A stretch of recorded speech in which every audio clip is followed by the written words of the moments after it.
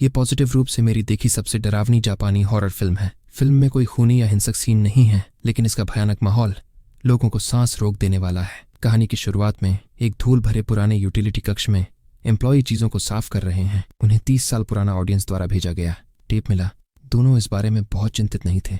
Radio station शुरू होने के कुछ समय बाद आहवे को अचानक एक कॉल आया, लेकिन दूसरे पार्टी का नेटवर्क अनस्टेबल था। वह केवल अनक्लियर रूप से टेप के बारे में पूछते सुन सका, क्योंकि अभी कॉन्फर्मेशन नहीं की जा सकती थी। वही ने बस कुछ शब्द बुदबुदाए। सभी के जाने के बाद आहवई ने गोदाम जाकर फिर से जांच करने का फैसला किया, लेकिन जैसे ही वह दरवाजे पर पहुंचा, उसके कानों में एक मधुर गाने की ध्वनि आई। एक्स महिला कॉलीग अभी भी अंदर थी। वही ने सोचा कि वह गा रही है, लेकिन जैसे ही उसने बत्ती जलाई, महिला कॉलीग अचानक गायब हो गई। जमीन पर पड़े टेप को देखकर वही हैरान था। जब महिला कॉलीग दरवाजे पर दिखाई दी, शांत केको को देखकर वही विश्वास नहीं कर पाया। उसके कुछ करने से पहले केको ने एक बड़ी खोज की। ये टेप 30 साल पहले भेजा गया था। अंदर एक नोट था जिसमें लिखा था, कृपया मेरा गाना सुने। डरा हुआ आवे जल्दी से टेप केको को देकर भाग गया। उसने दोस्त को फोन किया, लेकिन कोई जवाब नहीं मिला। आवे घबरा गया और लिफ्ट से निकलती लड़की से टकरा गया। वह गिरी चीजें उठाने झुका, तभी लड़की को वहीं धुन गुनगुनाते सुना। आश्चर्यचकित आहवे ने पीछे मुड़कर देखा। लड़की खाली नजरों से उसे घूर रही थी और लगातार गा रही थी। लिफ्ट का दरवाजा बंद हुआ। वह गायब हो गया। उसे जल्द खोजने के लिए पुलिस ने एक जासूस को 3 दिन का समय दिया। पूरी टीम ने तुरंत जांच शुरू कर दी। ताई लैंग के अनुसार एक रिहर्सल के दौरान आहवे ने अचानक कान पकड़कर चिल्लाना शुरू कर दिया था। उस समय सभी मौजूद थे, पर सोचा आहवे बस थका है, ज्यादा ध्यान नहीं दिया। घर जाते वक्त आहवे का फोन आया। ताई लैंग दिलासा देना चाहता था, पर वो बस दोहराता रहा, मैं हाय हो जाऊंगा। क्वांतियान ने सोचा शायद उसकी बात है, पर ताई लैंग ने तुरंत इनकार कर दिया। तभी ताई लैंग को अचानक तबीयत खराब लगी, तो जल्दी से सफर खत्म की। सुजुकी ने भी अहम सुराग दिए।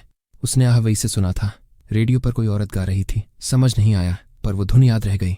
बात करते करते सुजुकी ने अचानक गाना शुरू कर दिया। दोनों चिल्लाए, पर कुछ फायदा नहीं हुआ। पूरा गाना खत्म करके सुजुकी को होश आया, पर उसे कुछ याद नहीं था। क्या हुआ था? इस अजीब घटना पर दोनों हैरान थे। सोचा दूसरे सदस्य से पूछें क्या हुआ। बाइफू कमरे में आते ही सारे पर्दे खींच दिए, जैसे किसी चीज से डर रहा हो। क्वांतियान के सवाल पर माओ ने अलग जवाब दिया। रिहर्सल से पहले साथी का हेडफोन गिरा। उठाते वक्त एक अजीब नजारा देखा। दोनों की नजर गई तो कप्तान के पास सुंदर टांगें दिखीं। पल भर को दोनों सन्न रह गए। फिर बाई माओ ने मेज के नीचे देखा। सुंदर टांगें अब भी वहीं थीं, पर ऊपर से कुछ नहीं दिखा। घबराहट न हो इसलिए दोनों ने कुछ नहीं कहा। अपनी कहानी बताकर बाई माओ ने खिड़की से बाहर देखा। फिर उसने पूछा, क्या यह 13वीं मंजिल है? सही जवाब मिलते ही बाई माओ बिना पीछे देखे चला गया। दोनों को कुछ समझ नहीं आया। खिड़की के बाहर कोई खड़ा था। आधी रात को बेटी से बात करते वक्त उसने अजीब सवाल पूछा, क्या माँ और दूसरों के साथ है? जोंडा ने पूरी कोशिश की समझाने की होटल में अकेला था, पर फोन पर बेटी ने कहा कि घर में महिला की गुनगुनाहट साफ सुनाई दे रही है। जोंडा तुरंत घबरा गया। उसने जल्दी से चारों ओर देखा, पर कुछ अनयूजुअल नहीं मिला। कुछ गलत होने का एहसास होते ही जोंडा तुरंत अपार्टमेंट से भाग गया। उधर सुजुकी वेंडिंग मशीन से पानी की बोतल खरीदना चाहता था। अचानक उसने एक लड़की को मशीन के सामने लेटे देखा। पास जाकर देखा तो लड़की का पूरा सिर मशीन में फंसा था। डर के मारे सुजुकी का पानी पीने का मन उड़ गया। वो तुरंत भाग गया। सुजुकी अपार्टमेंट लौटा तो जोंडा और कप्तान से टकरा गया। नमस्ते कहने से पहले ही सबने शोर भरा संगीत सुना। कप्तान ने दरवाजा खोला तो फ्लैटहेड भाई तकिया लेकर दीवार की ओर था। सुजुकी ने संगीत बंद किया तो फ्लैटहेड भाई बेकाबू हो गया। कप्तान ने मुश्किल से उसे काबू किया। दरअसल फ्लैटहेड भाई ने महिला की आवाज छिपाने के लिए संगीत बजाया था। वह भूत की तरह परेशान था। सभी ने यह धुन लापता आहवे के मुंह से सुनी थी। सच्चाई जानने के लिए सब रेडियो हेडक्वार्टर्स लौट आए। पुराने मॉनिटरिंग वीडियो देखे। तेज नजर वाले जोंडा ने कीको के हाथ में टेप देखी। टेप तो मिल गई, पर कीको कहाँ गए? उसे लंबे समय से नहीं देखा है। कप्तान ने बिना सोचे टेप रेडियो पर बजा दिया और लड़की की गुनगुनाहट साफ सुनाई दी। सबको डरा दिया। पहला गाना सुनकर मानसिक रूप से टूट गए। कप्तान ने रेडियो बंद किया, पर गाना अन्य ब्रॉडकास्ट से आने लगा। सब घबरा गए। किंगजी ने कुछ भयानक देखा और मेज के नीचे छिप गई। खिड़की से देखा, लंबे समय से गायब कीको सामने आ गई। जब वे गए, कीको गायब हो गई, पर कांच पर निशान था। सब कीको पर चर्चा करते। औको को संदेह हुआ। उसने स्कूली लड़की देखी थी। पहला गाना सुनकर कहा वो कीको नहीं थी, पहले भी देखा था। सबूत बताते हैं लड़की टेप की मालिक है। अयवई और कीको से जुड़ी है। क्वांटिन ने टेप उलटा चलाने का सुझाव दिया। नए सुराग मिल सकते हैं। टेप उलटा चलाने पर गुनगुनाहट चीख में बदल गई। सब बेचैन हो गए। रेडियो बंद करके क्वांटिन ने टेप का पता पाया। सब वहां गए, पर वहां लंबे समय से कोई नहीं रहता था। कप्तान और हितन पड़ोसियों से मिले। पाईमाओ कार में था। उसने एक लड़के को देखा जो घर भाग गया। वही टेप का पता था। जिज्ञासावश पाईमाओ ने दरवाजा खोला और अंदर चला गया। अंदर जाते हुए एक गर्भवती महिला सामने आई। महिला ने ब्रीफ में बात की और फिर घर में वापस चली गई। सामने एक तार धीरे धीरे ऊपर खींचा गया और दरवाजे के पीछे एक काली छाया खड़ी थी। पाईमाओ ने बिना सोचे पूछ लिया।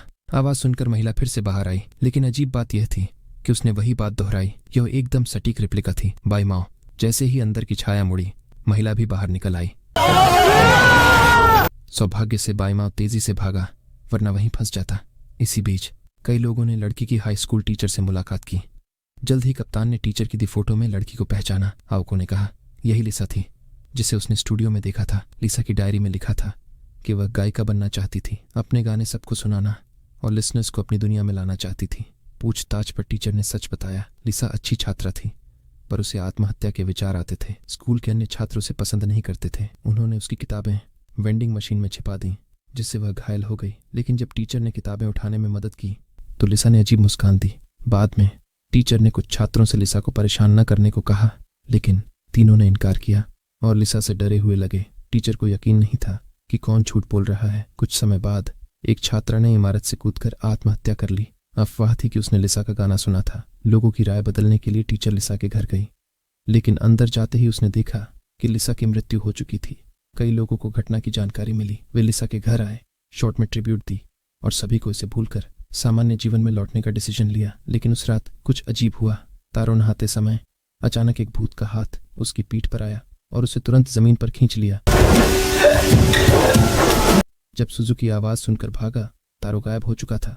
रजाई में कोई इमेज दिखी, पर कोई रिएक्शन नहीं थी। तब सुजुकी ने पास का मिनरल वाटर उठाया और बिस्तर पर फेंका। वास्तव में वह खाली था। तभी एक अजीब आवाज सुनाई दी। सुजुकी ने देखा, लड़की बिस्तर के नीचे लेटी थी। अभी भी वह गीत गुनगुना रही थी। सुजुकी रिएक्शन नहीं दे पाया और लड़की उसे अपनी दुनिया में ले गई। फिर आधी रात को कॉरिडोर में घूमते हुए गाने सुनने वाला फ्लैट हेड अचानक हेडफोन उतार कर वह धुन गुनगुनाने लगा। कुछ गलत महसूस कर उसने मुड़कर देखा, एक छोटा लड़का उसे घूर रहा था। जैसे ही फ्लैट हेड बोलने वाला था, लड़का उसकी ओर दौड़ा। इस तरह फ्लैट हेड भी रहस्यमय ढंग से गायब हो गया। घर में रहने वाले व्हाइट बाल को भी अजीब अनुभव हुआ ताकि माँ अंदर आई। व्हाइट बाल जैसे सम्मोहित हो गए और सीधे उस महिला के पीछे चले गए।